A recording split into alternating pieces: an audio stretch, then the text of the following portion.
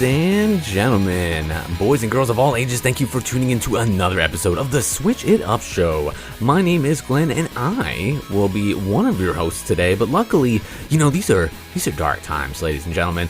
So, it's dangerous to go alone. So I'm taking Seth Trav. Super dark times, my guy. Oh, super dark times indeed. Wild, the state of the world. It is, my man. It is. If one thing does survive, it's definitely got to be the beats, right? That's it, my man. That's it. It's a tough time right now, but we are here to provide you some awesome distraction in the form of some awesome indie games for the Nintendo Switch. So let's let these sweet beat rides and switch it up to something more fun.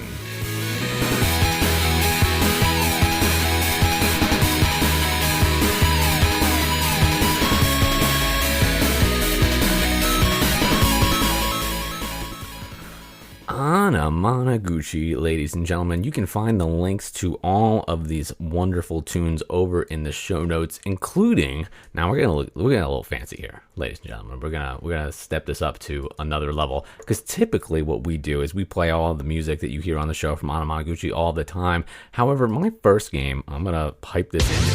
I'm gonna pipe this in here over from YouTube. And this is the music for my game, and it's called Crawlco Block Knockers. This is the original game soundtrack, and I wanted to play a little bit of a sampling of it. Excuse me as I work on the audio. Anybody here with a podcast knows that you got like 18 different inputs going on. I got the audio from Mr. Seth Trav here. I've got the soundtrack, and you got to get it just right so everybody comes in at the perfect volume. There we go. It's true. We are literally 100 miles away from each other. Well, if you want the technical details, you and this song are on the same input. So you got to, I want those wonderful tones of the Trav to come through, as well as these great 8-bit. This music is awesome. The music in this game is great, and it's just very unexpected to me. This whole game is unexpected to me. So let me go ahead and jump right on into it. The game I'm talking about is Crawlco Block Knockers. It is $8.99 on the Switch, which is an absolute steal. It's eligible for up to 45 gold coins when you buy it. It says points. Keep reading coins. Whatever, it's coins. Let me go ahead and hit you with the synopsis here. The naughtiest action puzzler on the block is back and more revealing than ever. Return to the feel of smoky 90s Japanese arcades as you pull, kick, and match blocks to reveal hidden images of lovely ladies behind each stage. As blocks enter the playfield, knock them into the marked zones while avoiding and smashing enemies. All as your workspace gets tighter. One of these days I'll learn how to read. Aim carefully and boost your score, but don't get boxed in. Crawlco Block Knockers arrives on the Nintendo Switch with even more hot content, featuring uncensored and modesty modes, new character art, additional stages, and added localization. With a lighthearted story and plenty of retro neon aesthetics, this is the definitive way to experience Crawlco's unique blend of reveal mechanics and match 3 puzzle action. It features match blocks. Listen, man, this is an interesting one. Match blocks and mark zones to reveal some very lovely images. It says jump, pull, and kick blocks in pixel art style. Control the naughtiness of your experience with modesty settings. Test your block slinging skills and elaborate boss battles. Enjoy light-hearted story and dialogue between stages, and get in the mood with a future funk soundtrack. I'm going to link to the soundtrack. They actually have the soundtrack for sale. You can purchase it and download it. It's on Bandcamp, and let me just go ahead for a second. Ooh, this is a vibe. Dude, it's so good. My God. It's great, dude. I might buy this. Okay, I could get down. The music is like this, like the whole game. It's got about 25 minutes of original music in it. It's absolutely great. As much as I want to keep listening to it, I'm gonna go ahead and turn it off so it's not playing the whole time. because, I don't want to get in too much trouble. And then we'll fade in our OG music here. But let me go ahead and give you an idea of kind of like how this game works. Basically, it's a like a picture reveal puzzle game, and you are taking these blocks as they appear. They magically appear on the play surface. It kind of looks like you're looking top down onto a checkerboard, and there is an outline placed around like part of an image that is completely colored, and you have to as these different colored blocks come through, you have to kind of like push them or kick them across the side of the screen to line them up, stack them in groups of 3.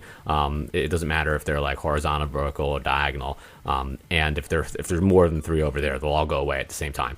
But once you stack them together, they will go away, and it will reveal a piece of the picture. And you're doing that as the different blocks are appearing on the screen. And it starts out that you're basically just matching it, and it's going around. But as you start to play more, enemies start to pop up.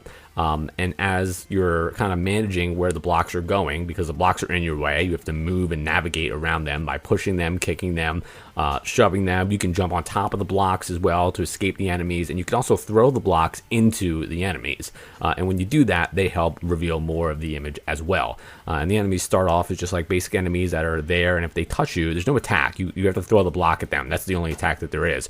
But you going after the enemies might not be the best thing, because you're trying to complete the puzzle. Because once you reveal the image within the selected area, you move on to the next level. Each level has like 3 stages in it, and they get harder as you go on. But the enemies also start to like shoot at you.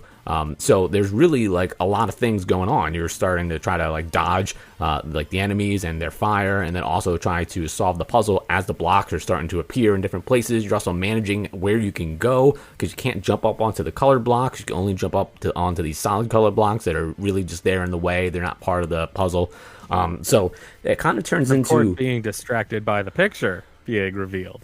Well, I mean, I guess it's like super like super like cartoony, like video game, like old school 8-bit, like maybe not 8-bit, maybe more like 16-bit. Looks like something you see on the art of like a Sega Genesis game. So while in fact it is like like this game is rated M, it is mature. There is there is partial nudity in it, but it's not like it's not nearly as intense as some of the other games that we've talked about on this show. And they do have a modesty setting where you can play it at different settings of like how it's partial nudity game. Hardcore triple X, bro. I'm just saying they give you a sliding scale. This game is fun. This game is a really interesting mix of like Tetris and kind of like one of the like the bullet hell games. Cage. Listen, I'm trying to be serious, because this is a good game. Normally these type of games like aren't very good. They surprisingly the ones we've reviewed I think have been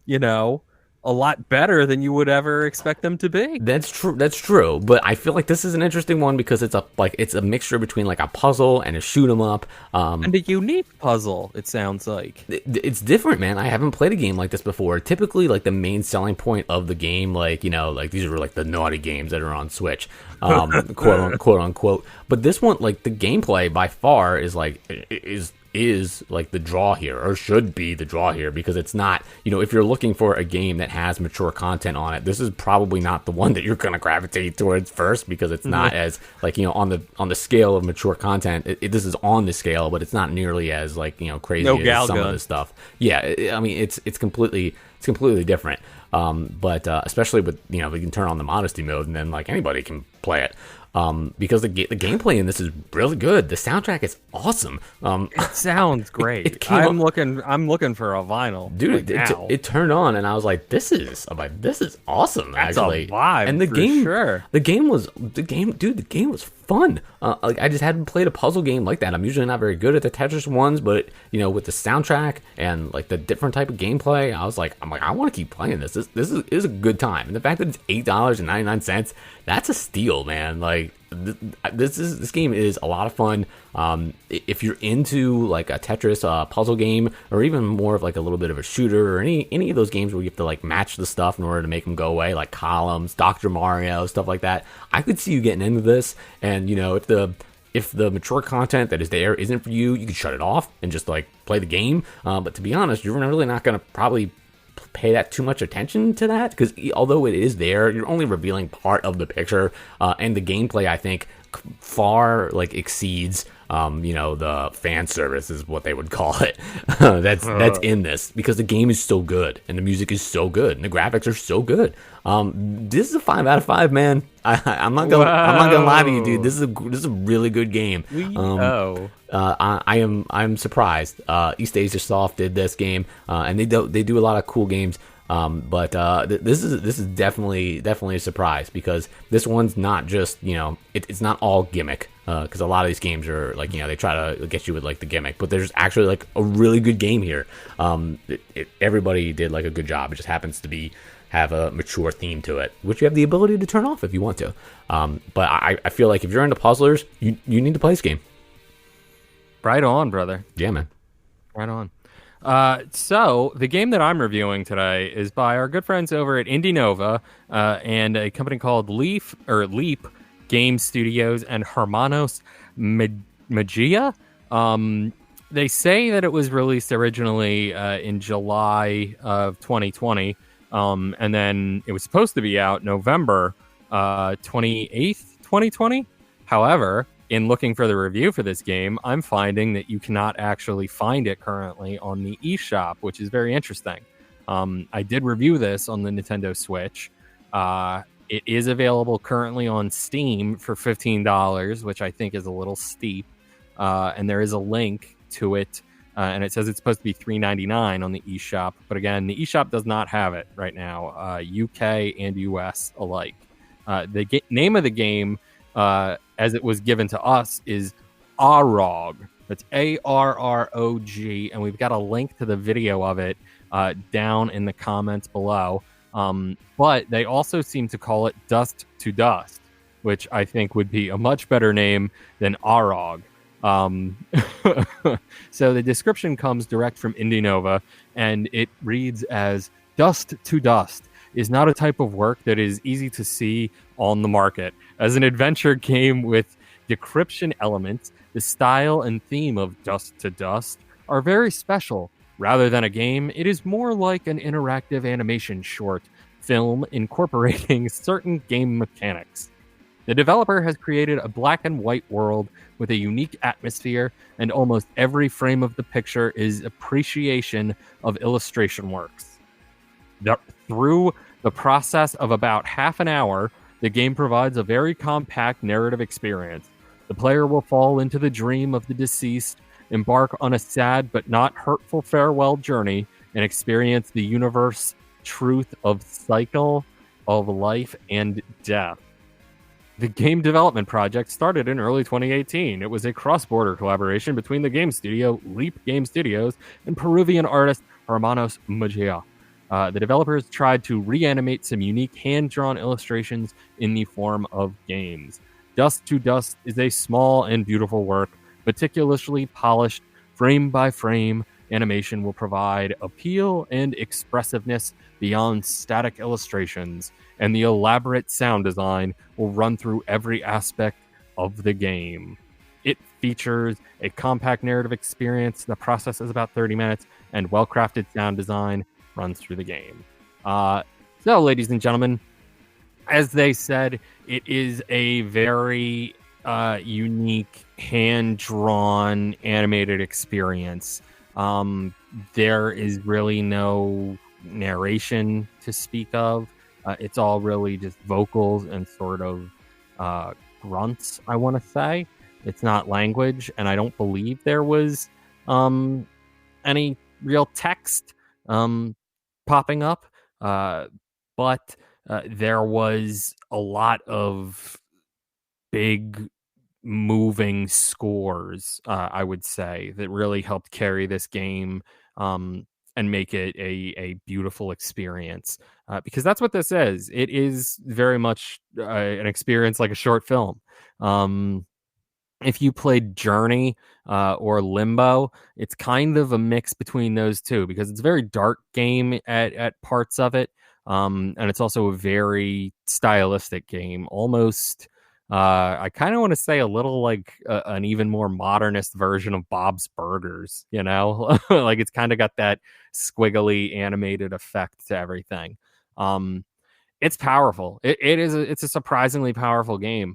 It apparently involves Nordic, I think, death customs, or Peruvian. That's what it is. Peruvian funeral customs, or what it sort of follows along the path of. So I don't want to give away necessarily too much of it, because I feel like it is an experience that is going to be different for everybody that plays it. My only real gripe with it is that it's a little short.